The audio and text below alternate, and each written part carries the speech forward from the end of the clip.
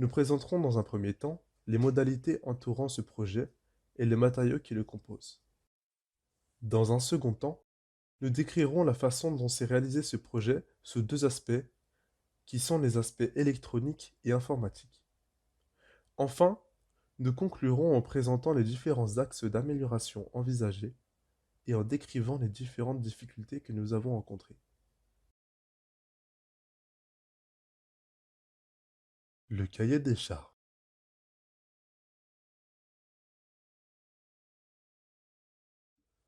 La mission principale du projet de robotique mobile de seconde année consistait en l'assemblage du robot, à l'aide de certaines pièces données au préalable que nous présenterons ensuite. Le projet reposait sur la mise en fonction de celui-ci, de sorte à ce qu'il soit capable de se déplacer le plus rapidement possible, et ce, sans intervention extérieure, au sein d'un terrain délimité par des murs, tout en limitant les collisions que notre robot pourrait faire. Vous pouvez retrouver à droite de l'écran un schéma représentant la trajectoire que notre robot est censé accomplir. Pour que le projet puisse être considéré comme un succès, cela impliquait donc d'implémenter au robot la capacité de se rendre compte qu'il y avait un obstacle en face de lui et faire en sorte que celui-ci soit apte à évaluer la situation de sorte à ce qu'il puisse prendre la meilleure décision parmi celles possibles. Ces décisions sont en l'occurrence avancer, reculer, tourner à droite ou encore à gauche. De plus, il ne doit pas être piloté à distance et ne doit pas nécessiter d'intervention de maintenance durant sa phase de fonctionnement. Il ne sera plus possible de le toucher après sa mise en fonctionnement. De plus, en plus de l'aspect fonctionnel, le robot doit être agencé de la meilleure façon possible et avoir un aspect visuel convenable si possible.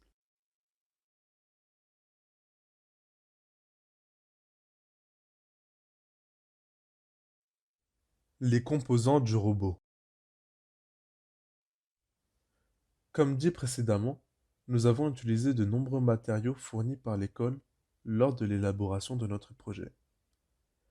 Utiliser le matériel fourni admet cependant quelques défauts tels que le peu de modulabilité du robot ou son manque d'originalité, défauts cependant négligeables dans le contexte du projet. Nous avons donc reçu une boîte grise contenant les matériaux précédemment cités. Commençons par le kit et les supports. À gauche se situe une photo du kit de départ du projet qui a été numéroté 101. Il s'agit de la boîte qui contenait tous les matériaux précédemment cités. La photo située à droite, quant à elle, est une photo finale de notre robot. Le support fourni par l'école y est représenté par des flèches. Cependant, il est bon de savoir que seule, entre guillemets, la carcasse était fournie avec le kit de départ. Nous avons donc dû, à l'aide de nos connaissances et des professeurs, effectuer une impression 3D afin de créer des supports qui sont entourés en bleu pour que l'on puisse y fixer les capteurs que vous voyez sur l'image. Comme tout autre appareil électronique, notre robot aura besoin d'énergie afin de se déplacer par ses propres moyens. C'est pourquoi l'école nous a fourni une batterie, allogée directement dans le support présenté précédemment. La batterie fournie par l'école est une batterie BT-PBT50 de la marque BaseTech. C'est une batterie de capacité 5 ampères-heure délivrant en sortie 5 volts avec un courant continu de 2,4 ampères. Elle était fournie avec un câble USB afin de bien évidemment la brancher. Vous pouvez voir sur la gauche l'emballage de la batterie et sur la droite une photo représentant la batterie. L'école nous a également fourni ces roues que vous pouvez voir à l'écran. Il s'agit de roues en plastique noir qui ont été spécialement conçues pour être utilisées avec les servomoteurs que nous présenterons plus tard. Des pneus en silicone nous ont été également fournis avec ces roues. Ils mesurent 60 mm de diamètre. Comme indiqué sur la photo, deux trous de fixation y sont présents pour pouvoir y insérer des vis afin de fixer les roues et servomoteurs. Voici donc les servomoteurs dont nous parlions précédemment. Ils nous ont été fournis au nombre de deux. Aussi appelés servomoteurs à rotation continue, ces servomoteurs, qui seront contrôlés par la carte Arduino, sont de Fitech FS90R. Ces servomoteurs, dont la dimension s'affiche à l'écran, sont particulièrement adaptés à la conception mobile, de par leur faible consommation énergétique, qui est égale à 120 mA lorsque alimentés sous 6 volts sans charge, mais aussi par leur taille et leur poids, qui s'élèvent à 9 grammes. Dans notre cas, nous avons connecté nos servomoteurs à une tension de 5 volts. Nous les avons connectés aux roues tout en les connectant à la même carte mère afin de pouvoir déplacer les robots. À présent, les capteurs que vous voyez à l'écran sont les capteurs VL6180X, qui sont des cartes porteuses servant à diriger le robot à l'aide de capteurs de proximité et de lumière ambiante. Ceux-ci mesurent la portée d'un objet cible jusqu'à 20 cm de distance, ou bien 60 cm cependant avec une résolution réduite. Les mesures de distance et de niveau de lumière ambiante peuvent être lues via une interface numérique I2C. La carte dispose d'un régulateur linéaire de 2,8 volts et de décapeurs de niveau intégrés qui lui permettent de fonctionner sur une plage de tension d'entrée de 2,7 volts allant jusqu'à 5,5 volts. Dans notre cas, nous avons utilisé 3 capteurs. Le premier est situé sur la gauche du robot, le second à droite, et le troisième à l'avant du robot pour avoir une détection complète des obstacles de tous les côtés du robot. Les trois sont tous interconnectés. Ils sont fixés sur le support précédemment cité que nous avons dû imprimer nous-mêmes. Nous avons également utilisé un autre type de capteur. Celui-ci se trouve être le capteur QTR8RC. Nous l'avons utilisé comme un capteur de ligne, mais il peut être également utilisé comme un capteur de proximité ou encore de réflectance. Le module est un support pratique pour 8 paires d'émetteurs et de différents récepteurs infrarouges. Nous avons dû charger au préalable le nœud de sortie en appliquant une tension à sa broche out pour pouvoir l'utiliser. Passons maintenant à la carte Arduino Maker Uno. Le système de contrôle de notre robot, pièce dans laquelle repose le programme du projet, est développé sous Arduino et mis en action par une carte Maker Uno que voici. Cette carte est produite par Cytron Technologies et elle est surmontée, dans le cadre de notre projet, d'un screw shield produit par Electrix. Nous le verrons juste après. Cette carte non officielle a quelques avantages par rapport à son homologue produite par Arduino. Le premier de ces avantages est la bonne idée de disposer de matériel supplémentaire inclus, à savoir des LED associés à chaque pin digital permettant de contrôler visuellement l'état des lignes, et ce, à tout instant. Un bouton programmable, évitant la nécessité d'en ajouter un par soi-même, ainsi qu'un buzzer, permettant de jouer quelques notes de musique. Ces éléments peuvent sembler purement superficiels au premier abord, mais ils simplifient grandement la prise en main et gestion du robot, notamment pour vérifier l'état du robot ainsi que lui donner des instructions. Voici maintenant le bouclier Arduino Screw Shield que nous avons mentionné précédemment. Celui-ci, comme nous l'avons dit, doit être monté sur la carte Arduino. Les broches de blindage sont insérées dans les prises situées des deux côtés de la carte Arduino. Il faut savoir que cette pièce nous a permis de connecter toutes les autres parties du robot à l'Arduino Maker Uno, ce qui en fait donc une pièce maîtresse du projet. Cela nous a facilité grandement la tâche, car chaque broche avait un numéro ou alors un spécificateur unique, et les informations sur la façon dont nous devions les connecter aux autres parties du robot étaient facilement trouvables sur Internet. Alors, avant toute chose, bonjour. Je vais prendre la main sur cette vidéo afin de vous expliquer l'encodage et toute la programmation de notre programme et de notre robot. Donc normalement, à travers cette diapositive, on va revenir sur plus ou moins l'ensemble de notre code final et l'expliquer plus en détail, éclaircir les points d'ombre et les interrogations. Alors pour commencer, j'aimerais rappeler que notre code ne débute pas directement par des define, mais bien par l'inclusion de 3 types de bibliothèques. Donc ces bibliothèques sont pour la première WireHash, qui utilise qui est utile dans la connexion des périphériques. La seconde est VL6180X, donc qui va permettre la programmation des capteurs, comme vous le voyez sûrement à l'écran. Et la dernière est ServoH, qui cette fois-ci est utile pour la programmation des servomoteurs, comme vous voyez aussi à l'écran.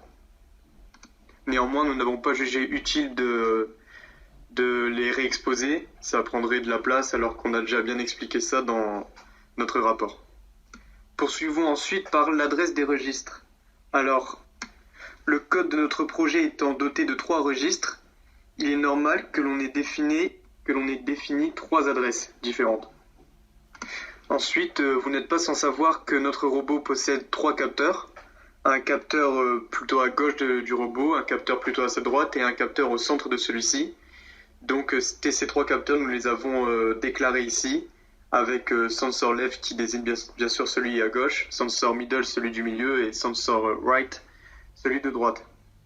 A noter que pour les déclarer, nous utilisons VL6180X, qui est bien sûr l'une des bibliothèques que nous utilisons au tout début du code. Les 2 lignes suivantes dans le code sont bien sûr la déclaration des servomoteurs, donc qui suit un peu le même principe que celle des capteurs. Cette fois-ci, nous avons bien 2 servomoteurs, un servomoteur plutôt à gauche du robot et un servomoteur plutôt à sa droite, que nous nommerons respectivement servomoteur gauche et servomoteur droit. Donc nous les déclarons ici sous le nom de servo left et servo right, comme vous pouvez le remarquer sur le diapo. Vous pouvez voir ensuite que notre code passe par la déclaration de plusieurs variables. Donc ce sont des variables utilisées, donc je parle des variables du port D6 jusqu'au port D5, en passant bien sûr par port D7. Ce sont des variables utilisées pour coder les capteurs. C'est pour ça qu'ils sont au nombre de 3, le capteur gauche, le capteur droit et le capteur du milieu. Notons tout de même que nous les avons choisis plus ou moins arbitrairement. C'est-à-dire qu'on aurait pu très bien utiliser à la place du port D6 le port D4, ça ne change absolument rien. Pour ce qui est maintenant de la déclaration des ports D9 et des ports D10, ce sont des variables utilisées pour les servomoteurs cette fois-ci. Donc encore une fois, c'est le même principe. Le servomoteur, il y a 2 servomoteurs sur le robot, donc nous déclarons 2 variables, D9 et D10. Pour ce qui est de la ligne suivante, la ligne int button state, elle renvoie à un bouton, le bouton state, qui servira plus ou moins de bouton déclencheur de l'Arduino. C'est-à-dire que lorsqu'il est mis sous tension, l'Arduino ne va pas directement fonctionner et appliquer le code. Il va d'abord falloir qu'il y ait une intervention extérieure, une intervention humaine, donc à savoir appuyer sur un bouton. Et après avoir pressé sur ce bouton, l'Arduino pourra fonctionner correctement. Donc voilà, c'est le bouton State nous permet d'avoir un bouton marche-arrêt, si vous voulez. Pour ce qui est des 3 dernières variables, ce sont des variables que l'on va utiliser plus tard dans le programme. En fait, on va les utiliser pour coder les mouvements du robot. Enfin, en fait, on va les utiliser avec les capteur gauche, droit et le capteur du milieu. Mais n'étant pas utile tout de suite, on en parlera plus tard. Passons maintenant au void setup. Donc au sein du void setup, nous commençons par attribuer des ports d'attache aux ports D10 et D9, donc aux variables associées à nos 2 servomoteurs. Donc le port D10 pour le servo left, donc le moteur gauche, et le port D9 pour le servo right, donc le servomoteur droit. Nous allons ensuite voir l'entrée des valeurs initiales au moteur. Dans cette partie, nous faisons lire au programme la valeur 100 pour le servo left, et pour le servo right, la même valeur, la valeur 100. Notons toutefois que ce sont des valeurs théoriques parce que en pratique, lorsqu'on a essayé ces valeurs avec nos robots, ça n'a pas fonctionné, donc on a dû ajuster et mettre la valeur, je crois, 85 en servo right et sans en cerveau left. Donc ça peut être dû soit à l'imperfection de notre montage ou à des inexactitudes techniques. Dans cette partie du programme, nous entrons les différents ports liés au capteur à lire avec l'Arduino dans le programme. Ensuite, le programme associe les adresses à leurs capteurs respectifs, à savoir le 1 pour le sensor left, le 2 pour le sensor mid et le 3 pour le sensor right.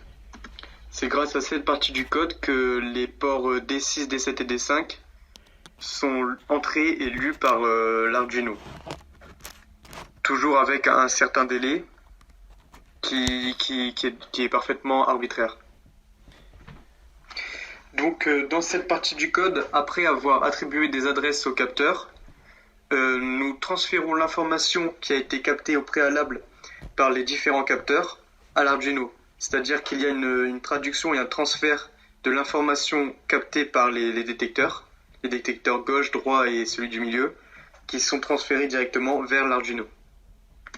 L'Arduino qui lui pourra, à l'aide du microprocesseur, gérer les différentes informations et en ressortir une liste d'instructions adéquates que l'on étudiera plus tard dans le code, parce que nous ne sommes pas encore arrivés à cette partie.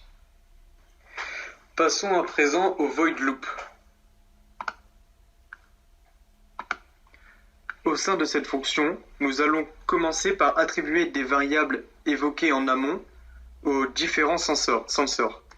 Donc bien entendu la val left au sensor left, la val middle au sensor middle et la val right au sensor right.